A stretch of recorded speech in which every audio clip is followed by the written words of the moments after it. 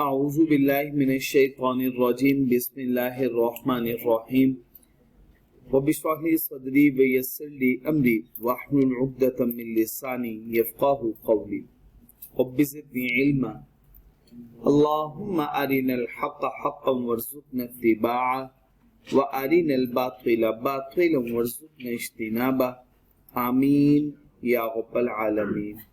अल्लाहुम्मा तहिर क़ुलूबना मिनन निफ़ाक़ व अअमालना मिनर रिया व अलसिनतना मिनल कज़िब व अअयुनना मिनल ख़ियाना फ़इन्नका तअलमु ख़ाइनतल अअयुनि व मा तुख़फ़िस सुदूर आमीन या रब्बल आलमीन।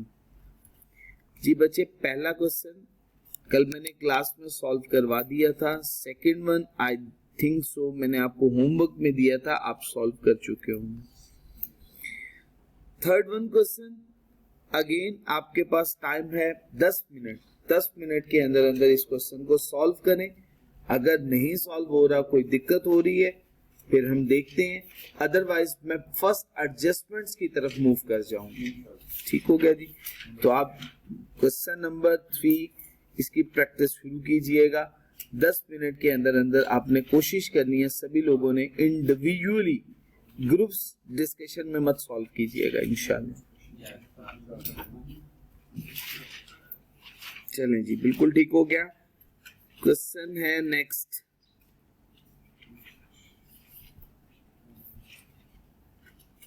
हैंग। ये क्वेश्चन मैं आपको खुद सॉल्व करवा दूं।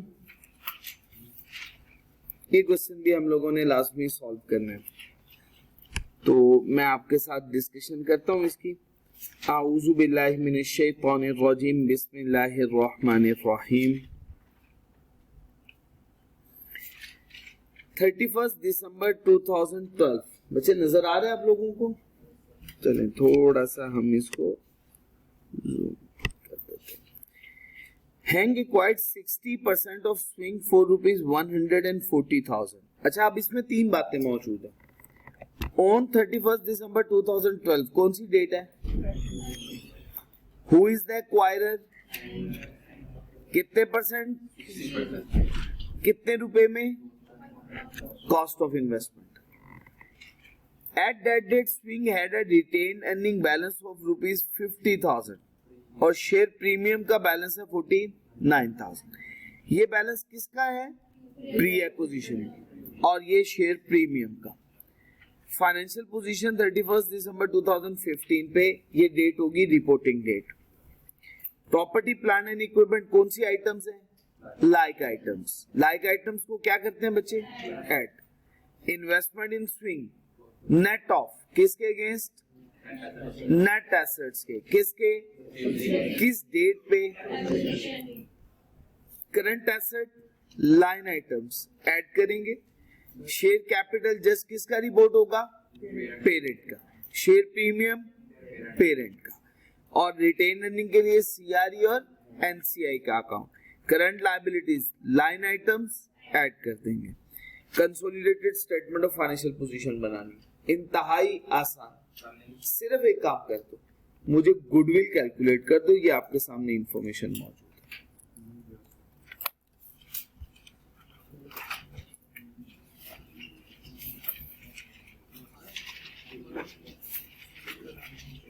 क्योंकि बेसिक स्ट्रांग हो गई, फिर उसके बाद हमें एडजस्टमेंट्स करते हुए दिक्कत नहीं होगी। ये नहीं होगा कि बेसिक हमारी स्ट्रांग नहीं है।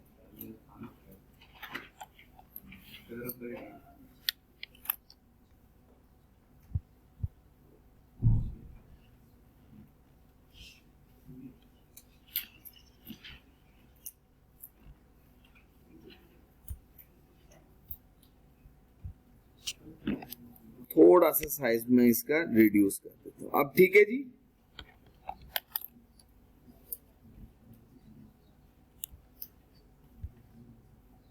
अब ये सब इंफॉर्मेशन जो आपको चाहिए गुडविल की कैलकुलेशन के लिए, वो आपके सामने।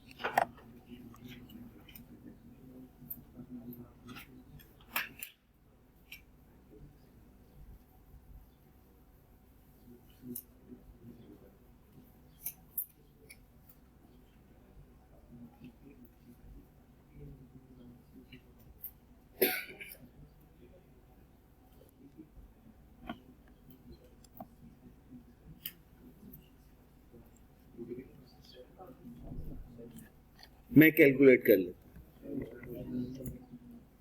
जी। कर लिया कैलकुलेट?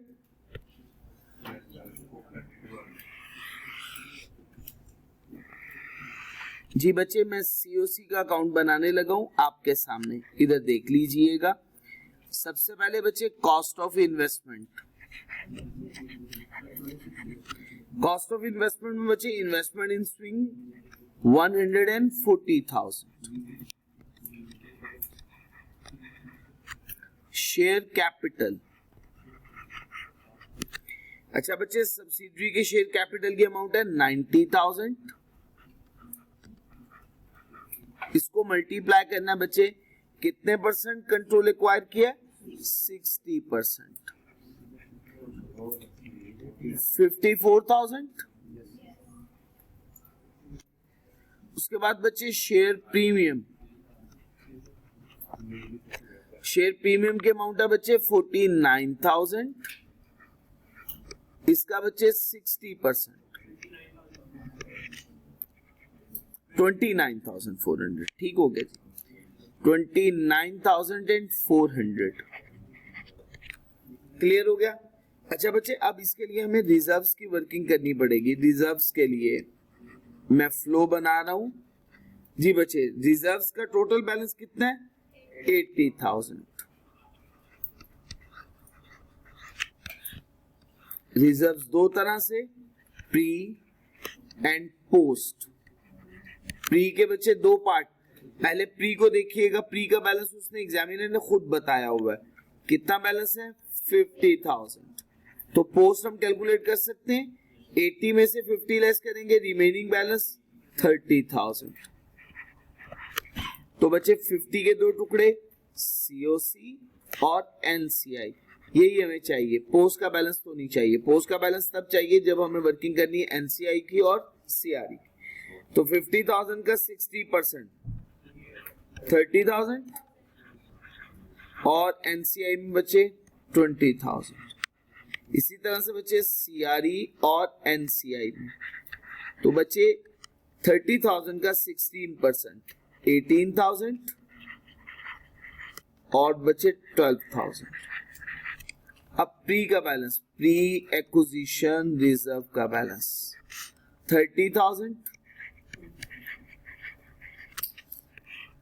टोटल कर लीजिएगा बच्चे इसका भी और इसका भी। जो बैलेंसिंग फिगर होगी वो हमारी गुडविल की फिगर है।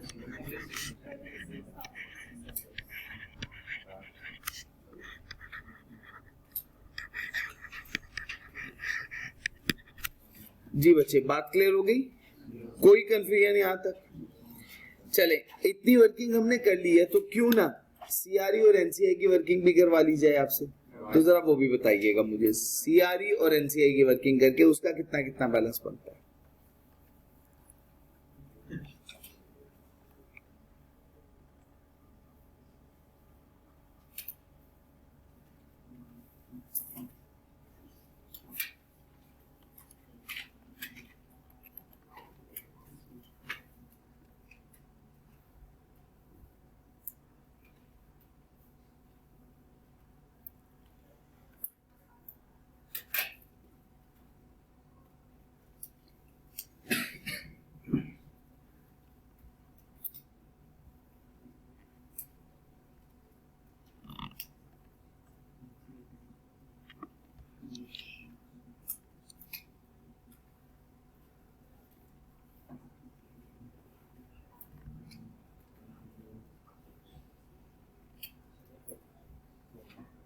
हो गया जी।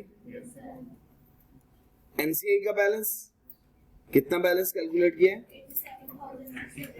87,600। सभी लोगों की यही वर्किंग बन रही है? चलो जी, कंफर्म भी कर लेते हैं। मैं बिल्कुल सामने कर देता हूं इसके। एनसीआई की वर्किंग कर रहे हैं बच्चे। शेयर कैपिटल एब्रीवेशन यूज कर रहा हूं, फुल लेंथ वर्किंग नहीं करूंगा। तो बच्चे 90,000 का 40% कितनी फिगर हो जाएगी? 36 सॉरी 36,000। अच्छा बच्चे, शेयर प्रीमियम 49,000 का 40% 19,000।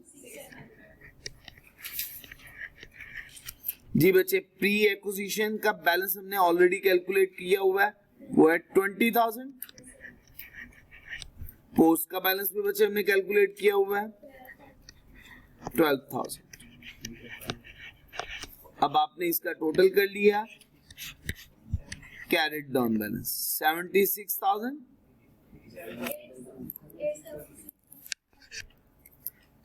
$87,600। जी बच्चे, कोई दिक्कत?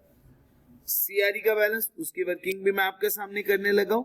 अगर किसी बच्चे को अभी भी कोई कंफ्यूजन है तो सवाल पूछिएगा बच्चे मेरे से।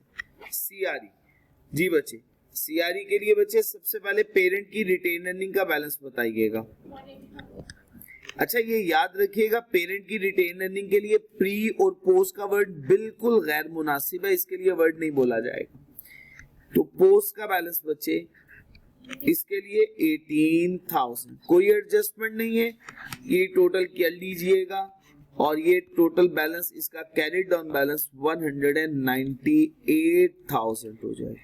बाकी लाइन आइटम्स थी ऐड हो जाना। बताइएगा, ये क्वेश्चन कंप्लीट हो गया जी? चलिए जी, अल्हम्दुलिल्लाह अल्हम्दुलिल्लाह। अच्छे तरीके से एक दफा प्रैक्टिस हो जाएगी, फिर दिक्कत नहीं होगी।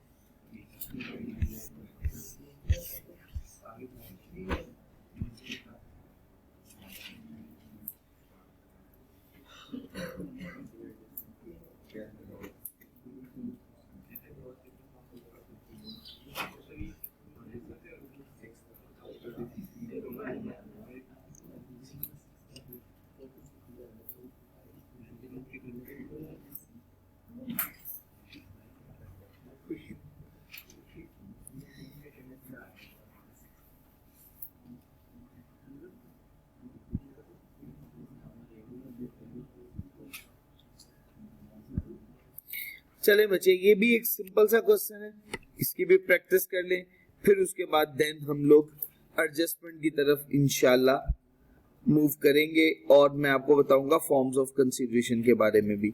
अच्छा बच्चे, ये दो एडजस्टमेंट अभी आपने इनकॉर्पोरेट नहीं करनी, ये दो एडजस्टमेंट्स को इग्नोर कर दीजिएगा।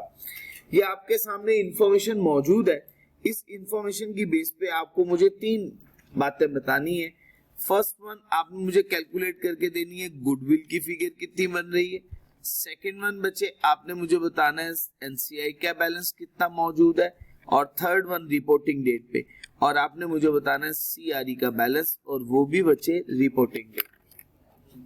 जल्दी से कीजिएगा, मैं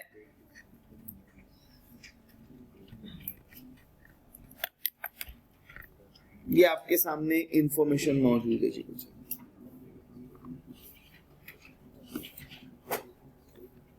पढ़ी जा रही है आपसे?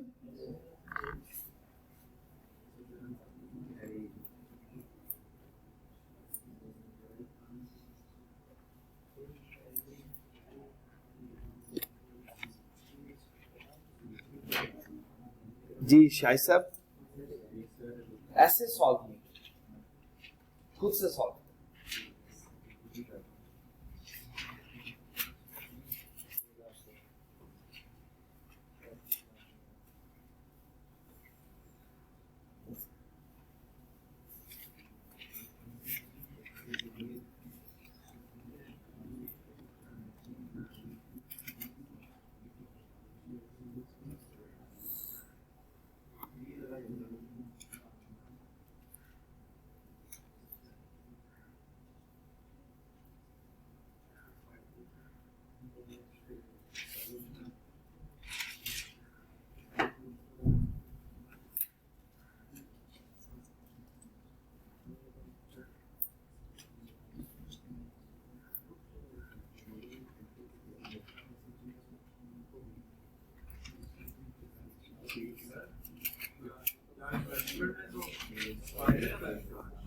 क्या हुआ?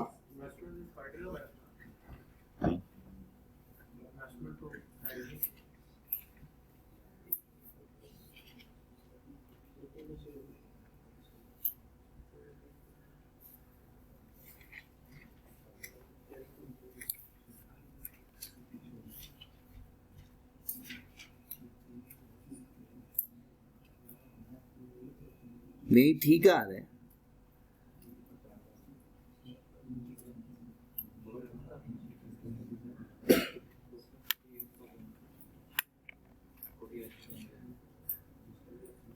लिखा हुआ वर्ड ये देखो, 31 दिसंबर Harry acquired shares in spice.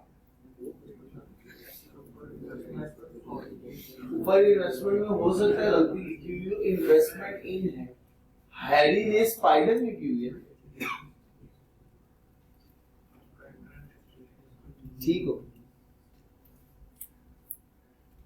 कोई इस उम्र में हो जाता।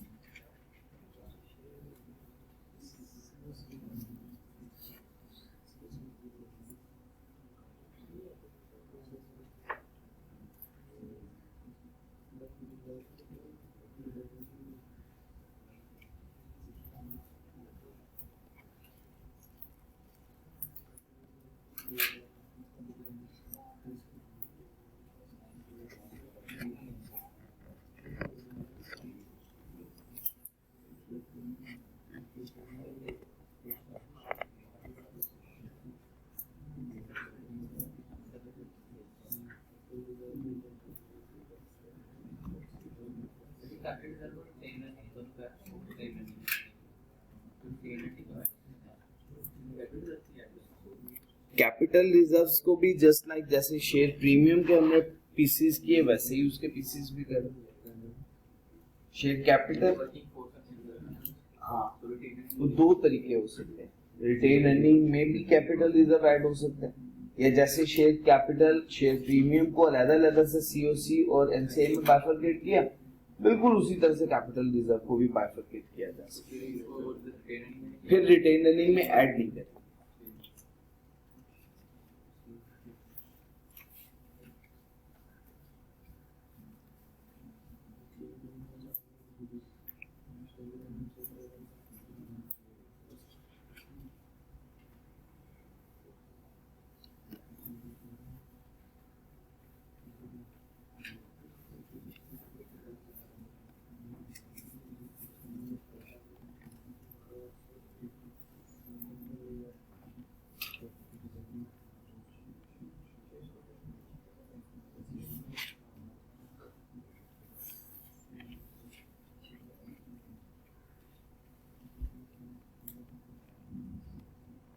कैलकुलेशन की अभी तक किसी ने?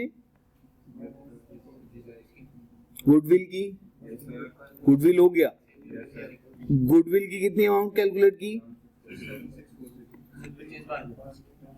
7640। बार्गेन परचेज है।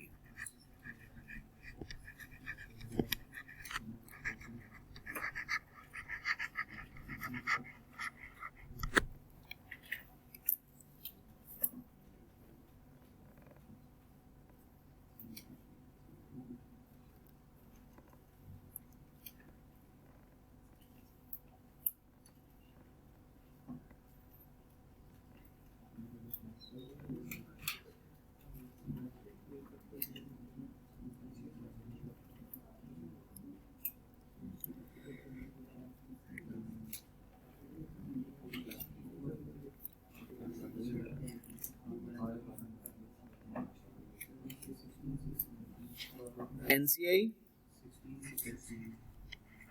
6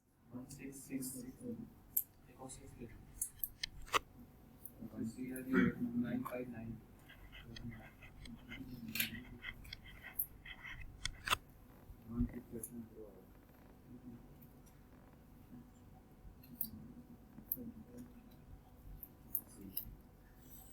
जी बच्चे, अब मैं आपके सामने वर्किंग करता हूँ, देख लेते हैं, कंफर्म कर लेते हैं कि आपने जो फिगर्स मुझे बताई हैं वही फिगर बन रही हैं। ठीक हो गया जी बच्चे, स्टार्ट करें जी। चलें जी, अब इधर अब कंसंट्रेशन आप लोगों की मेरी तरफ होनी चाहिए। आप लोगों को टाइम मैंने दिया, आप लोगों ने नोट कर लिया। बिस्मिल्लाहिर्रहमानिर्रहीम। सबसे पहले बच्चे मैं सीओसी का अकाउंट बनाने वाला हूँ। सीओसी में सबसे पहले कॉस्ट ऑफ इन्वेस्टमेंट की फिगर, कॉस्ट ऑफ इन्वेस्टमेंट की फिगर कितनी है बच्चे? 55,000। एग्री। शेयर कैपिटल, देखिए शेयर कैपिटल की फिगर है सब्सिडरी के 60,000 और कितने परसेंट इसने एक्वायर किया? 48,000 शेयर्स है। तो आप कैलकुलेट कर सकते हैं 48,000 shares out of 60,000 shares multiply by 100 which is equal to 80%। Excellent. तो बच्चे ये फिगर शेयर कैपिटल की तो बाय डिफॉल्ट 48,000 ही होगी। शेयर प्रीमियम 0, सब्सिडरी का तो शेयर प्रीमियम का बैलेंस है ही नहीं। कैपिटल रिजर्व, जिसे रिवैल्यूएशन सरप्लस भी कहते हैं हम।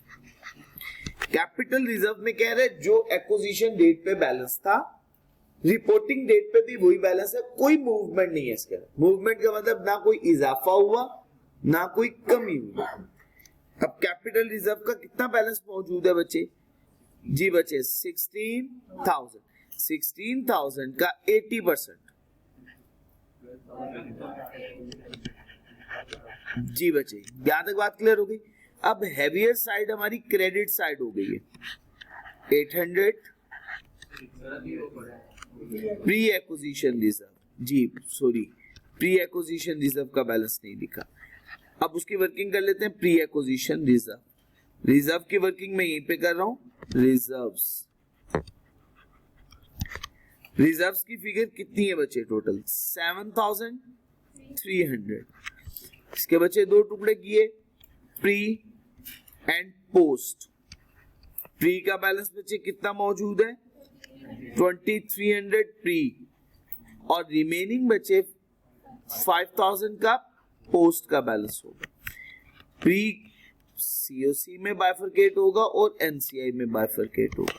पोस्ट सीआरई में और एनसीआई में बाइफरकेट हो जाएगा। जी बचे सीओसी 80% 2,300 का।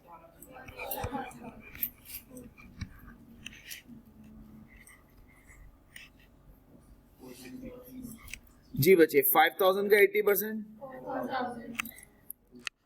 4,000 और 1,000। जी बचे प्री का बैलेंस 1,840। जी बचे इसका टोटल 62,640। 62,640। तो ये बैलेंस बचे बार्गेन परचेज का बैलेंस है। बिल्कुल ठीक आप लोगों ने बताया, बार्गेन परचेज। और बार्गेन परचेज का कितना बैलेंस है? 7,640। बच्चे बात क्लियर हो गई? ये बैलेंसिंग फिगर, एक्सीलेंट। अच्छा बच्चे, अब इसी के बिल्कुल साथ मैं वर्किंग कर रहा हूं एनसीआई। ये बिल्कुल पैरेलल वर्किंग देखें सपोर्ट प्रोवाइड करती है। शेयर कैपिटल टोटल 60,000, उसमें से ये 48,000 का यहाँ पे लिख दिया और बाकी 12,000। शेयर प्रीमियम का बैलेंस तो 0 है, वो तो बैलेंस ही कोई नहीं है, वो नहीं आएगा। उसके बाद कैपिटल रिजर्व, कैपिटल रिजर्व 16,000 में से 12,800 के सीओसी में, रिमेनिंग 4,200 सॉरी 3,200 के, सॉरी 3,200 के ये बचे कैपिटल रिजर्व में लिख दिया। अब बचे next pre acquisition reserve 460, post acquisition reserve 1,000। अब बचे आपने इसका टोटल कर लेना है।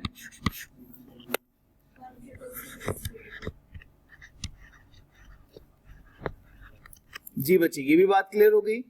अब बच्चे इसी के साथ हम अकाउंट बनाने वाले हैं सीआरई का। पेरेंट की रिटेन अर्निंग का बैलेंस बताइएगा। देखेंगे आपके पास अकाउंट में मौजूद है 91,900, बिल्कुल ठीक हो गया। 91,900 पोस्ट का बैलेंस 4,000 और बार्गेन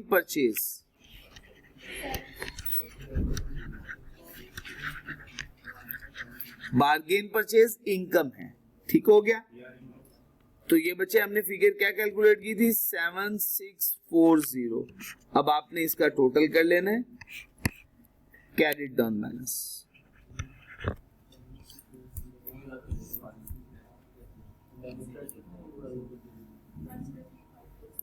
103,540। देखिए मैं एंट्री पोस्ट कर देता हूं आपके सामने, सीओसी की एंट्री पोस्ट करूंगा, सीओसी के सामने पोस्ट करता हूं। अपना सवाल ठीक करवाते हुए कॉन्सेप्ट गलत करवा दे, ठीक है जी। अच्छा जरा देख लीजिएगा, तभी तो मैंने करवाया, मुझे पता था इसमें बार्गेन परचेज है, मैंने कहा आप एक दफा कैलकुलेट कर लें और फिर सीआरई में इसका इफेक्ट देख लें। अच्छा जरा एंट्री देखिएगा बच्चे, शेयर कैपिटल सिर्फ सीओसी का इफेक्ट देखना है आपने। 48,000 से डेबिट हो गया, 48,000 से शेयर कैपिटल डेबिट हो गया। शेयर प्रीमियम का बैलेंस नहीं है, नहीं लिखता हूं। कैपिटल रिजर्व है, कैपिटल रिजर्व का बैलेंस कितना बचे 12,800। बात क्लियर हो गई। प्री एक्विजिशन रिजर्व जी बचे, प्री एक्विजिशन रिजर्व या रिटेन अर्निंग का बैलेंस 1840। कोई कंफ्यूजन तो नहीं है। अच्छा बच्चे नेक्स्ट, कॉस्ट ऑफ इन्वेस्टमेंट कितनी अमाउंट की है 55,000 की, एग्री। अब बार्गेन परचेज है तो सीआरई में लेके जाना है, तो सीआरई का बैलेंस डेबिट कैसे पॉसिबल है? एंट्री पोस्ट हो गई ना आपके सामने, हाउ इज इट पॉसिबल कि मैं इसको डेबिट में लिख दूं? और एक और बात देखिए, जो सीओसी के क्रेडिट में ये डेबिट में अमाउंट आ गई है, अब वो दोबारा डेबिट में दूसरे अकाउंट में तो नहीं जा सकती। उसका इफेक्ट अगर दूसरा एस्पेक्ट आएगा तो वो तो एस्पेक्ट ऑपोजिट होगा। ये नहीं हो सकता दोनों एस्पेक्ट ही मैं डेबिट में ले जाऊं। तो ये आपके सामने क्लियर हो जाएगा कि इसका 7640 का बैलेंस हम सीआरई में क्रेडिट करेंगे, इनकम बनाएंगे। अगर डेबिट में आना था तो एसेट, क्रेडिट में आना था तो एसेट नेगेटिव नहीं होता कभी भी। तो हमने क्या करना है, उसे इनकम बनाना। इनकम क्यों बनाते हैं इसकी रीजन क्या है हनान साहब? रीजन क्या है हनान साहब? पेरेंट ने बहुत अच्छी निगोशिएशन की, 100 के एसेट्स 95 रुपीस के बाय कर लिए, 5 रुपए का क्या हो गया फायदा हो गया, इनकम बन गई, तो सीआरई में क्रेडिट कर दिया। उसकी गुड निगोशिएशन की वजह से जो बेनिफिट होता है वो हम सीआरई में क्रेडिट कर देते हैं। ठीक हो गया जी, भूलेगा तो नहीं। अब एंट्री भी याद रहेगी। अकाउंट सिस्टम में ये एस्पेक्ट आपको इसी वजह से अकाउंटिंग एंट्री आपके साथ साथ चलती रहेगी, आपको हर कॉन्सेप्ट क्लियर होता रहेगा। ठीक है जी, चले जी। अनस साहब बात क्लियर हो गई है? अगर आप मेरे साथ साथ प्रैक्टिस करेंगे तभी ये फायदा होगा। वैसे आप लोगों ने अल्हम्दुलिल्लाह एज पर एक्सपेक्टेशन काम किया, क्योंकि मैं एक्सपेक्ट कर रहा था आप लोग भूलेंगे बार्गेन परचेज, लेकिन आपने अल्हम्दुलिल्लाह उससे भी ऊपर वाली बात कर दी कि उसको डेबिट में लिखा है। ठीक है, अब आप भूलेंगे नहीं कभी भी जिंदगी भर कि इसको आपने क्रेडिट में लिखना था। ठीक हो गया जी, चले जी। आऊज़ु बिल्लाहि मिनश शैतानिर रजीम, बिस्मिल्लाहिर रहमानिर रहीम।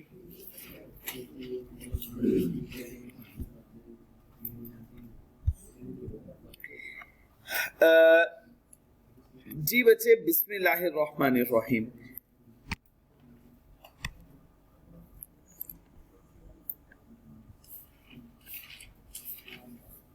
ये क्वेश्चन है, आपसे एक रिक्वेस्ट है, गुडविल कैलकुलेट कर दें इस क्वेश्चन।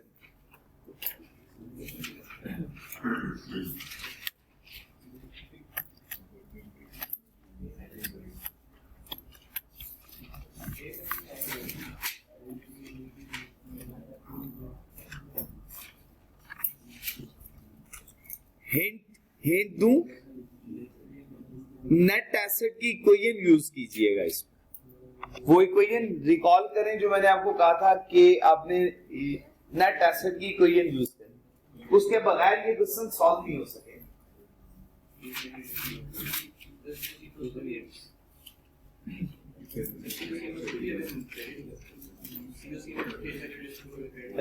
आपको पता ही नहीं चलना कि फेयर वैल्यू एडजस्टमेंट है ही कितनी, वो जब तक आप वो इक्वेशन यूज नहीं करें।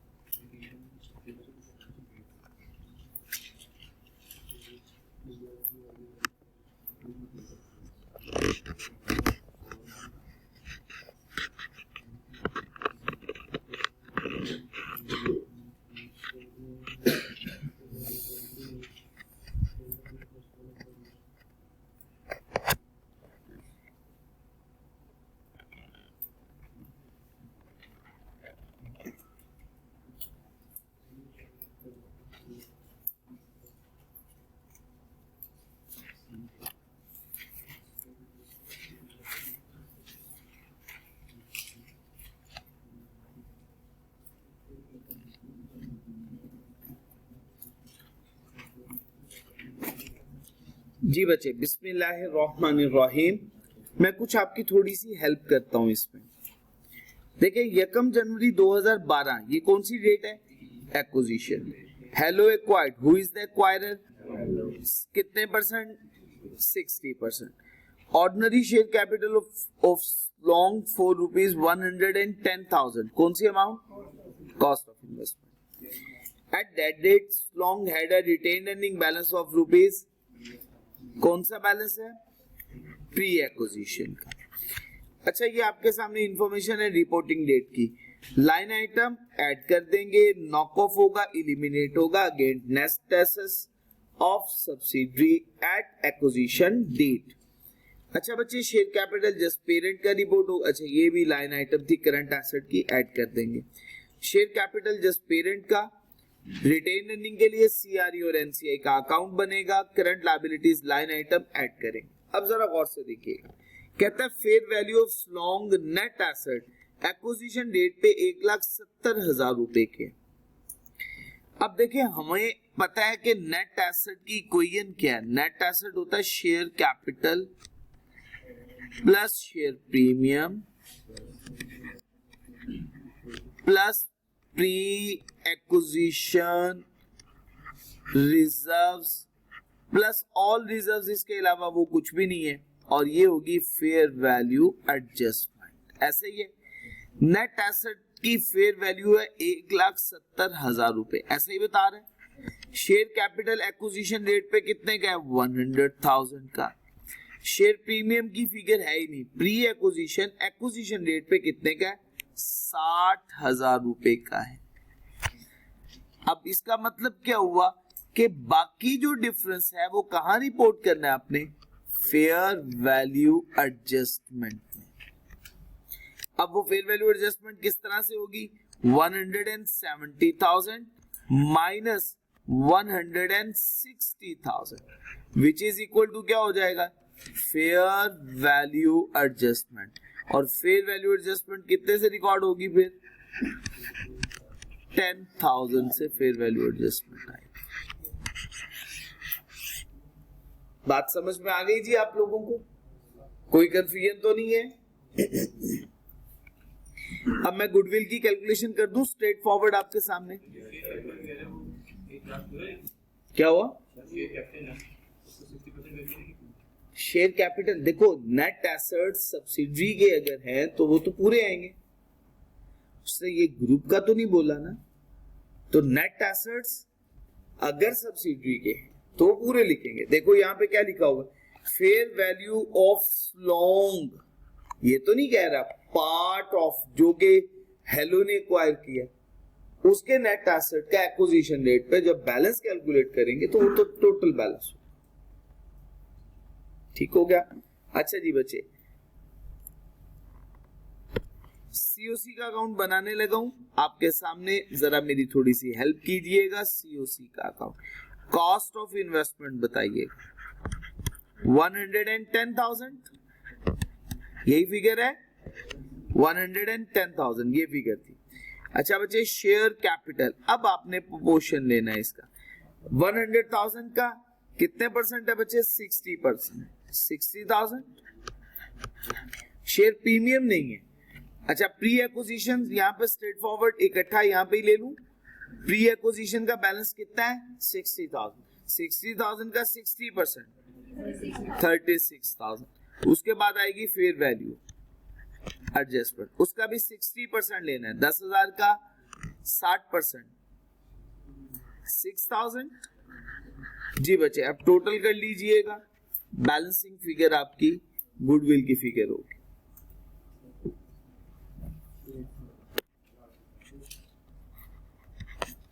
8,000 बोल रही थी।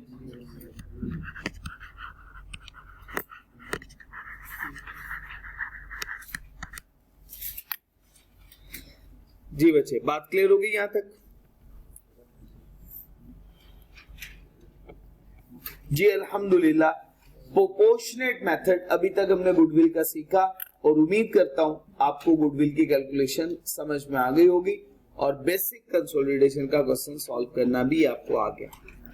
तो अभी से हम स्टार्ट करते हैं अपनी एडजस्टमेंट्स का आगाज।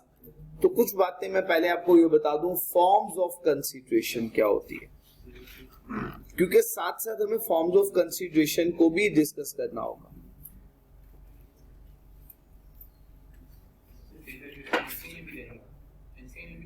जी बिल्कुल, 60% यहाँ पे है तो एनसीआई में 40% इफेक्ट। अगर आप कहते हैं तो एनसीआई का भी अकाउंट बना देते हैं। बना लेंगे, बना दो।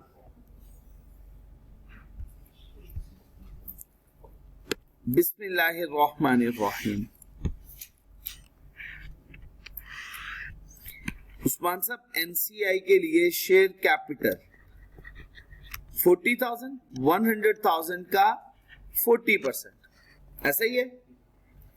उसके बाद शेयर प्रीमियम की फिगर तो नहीं है। प्री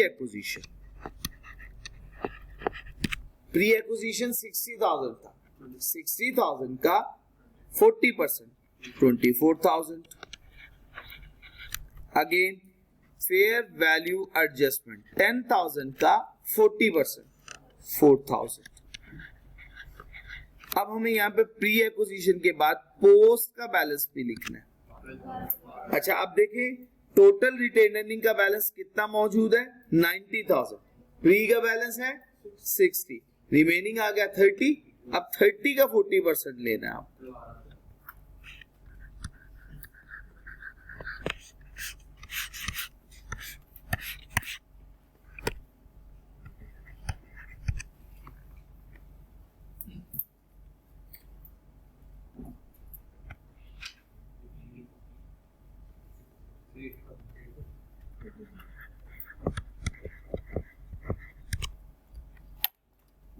ठीक हो गया जी? कोई दिक्कत तो नहीं हो रही? आराम से क्वेश्चन अटेम्प्ट हो रहा है? प्रैक्टिस करते रहनी है ऐसे आप लोगों को, जैसे क्लास में कर रहे हैं प्रैक्टिस, हमारा टाइम स्पेंड हो रहा है, कोई इस चीज की टेंशन नहीं। लेकिन ये है कि जब एडजस्टमेंट शुरू करें फिर आपको ये ना हो कि ये फिगर कहां से आ रही है, ये फिगर कैसे कैलकुलेट हुई, सीआरई की, एनसीआई की। फिर हमारा प्राइम फोकस उस एडजस्टमेंट की तरफ रहेगा, ना कि बेसिक क्वेश्चंस की तरफ रहेगा। अच्छा बच्चे, एक कॉन्सेप्ट होता है forms of consideration.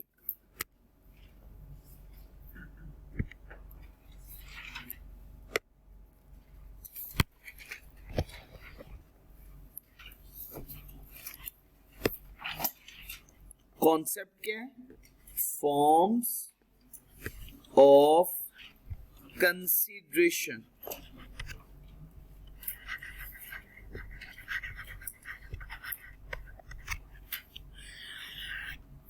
Forms of consideration का मतलब क्या है, बात समझिए जैन साहब।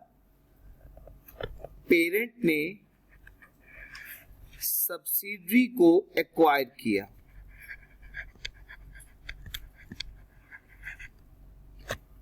पेरेंट जब सब्सिडरी को एक्वायर करेगा तो इसके बदले में इस पेरेंट को कुछ ना कुछ कंसीडरेशन तो पे करनी होगी। बात समझाएगी? ऐसा तो नहीं हो सकता ना कि पेरेंट सब्सिडरी को एक्वायर करे और पेरेंट सब्सिडरी को एक्वायर करते हुए कोई कॉस्ट ही ना पे करे, ऐसा possible? Some consideration must have to pay by the parent acquirer. अब वो कॉस्ट या कंसीडरेशन किन किन सूरतों में पे की जा सकती है, उसको कहते हैं फॉर्म्स ऑफ कंसीडरेशन। बात क्लियर हो गई? पहली सिचुएशन, फर्स्ट वन, हो सकता है पेरेंट कैश पे कर दे, तो हम क्या बोलेंगे? Consideration paid in cash. कोई दिक्कत तो नहीं है बच्चे? अगर कंसीडरेशन कैश में पे होगी तो इसकी एंट्री मुझे बताइएगा, इसकी एंट्री पेरेंट की बुक्स में क्या होगी? शाबाश, इन्वेस्टमेंट इन सब्सिडरी, डेबिट, और किसको क्रेडिट किया? कैश।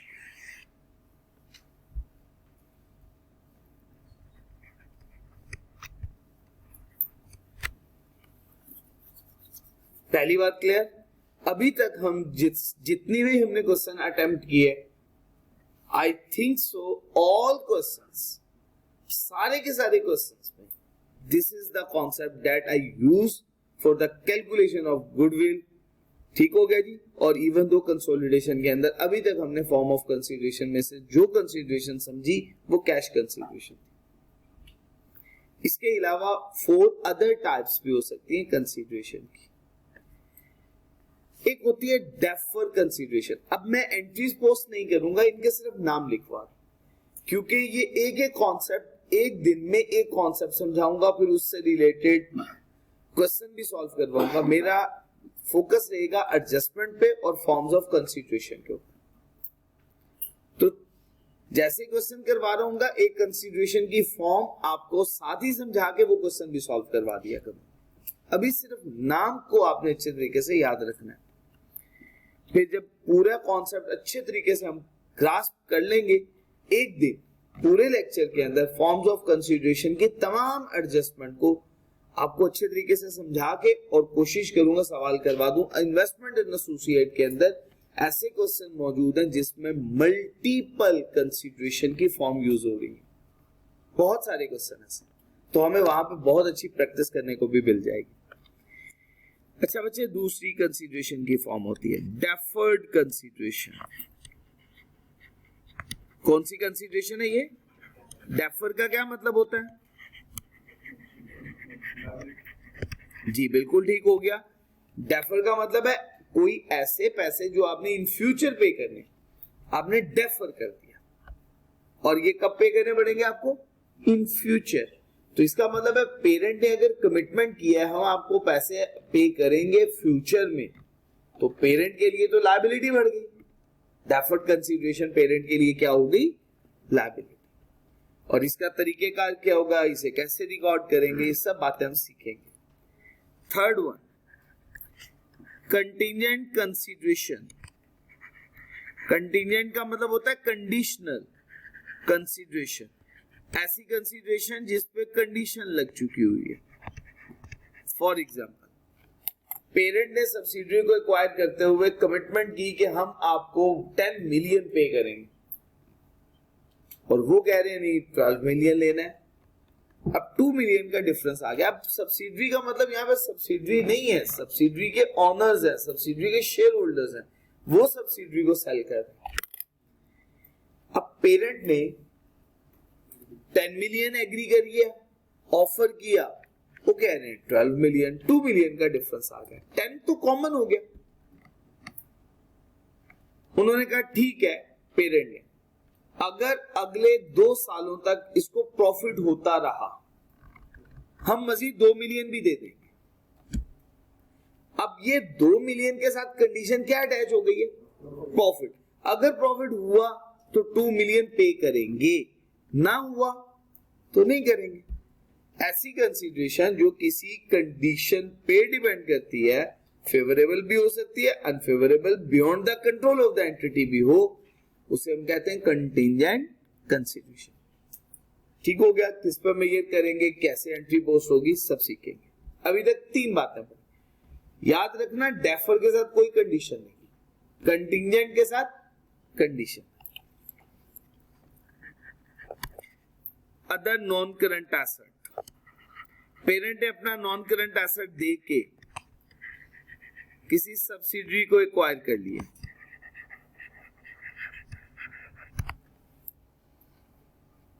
बिल्डिंग दे दी, हो सकता है प्लांट एंड मशीनरी की डिस्पोजल हो गई, तो अपना कोई एसेट डिस्पोज ऑफ करके सब्सिडरी की शेयर्स को एक्वायर कर लिया। 5th one and the last one, share exchange.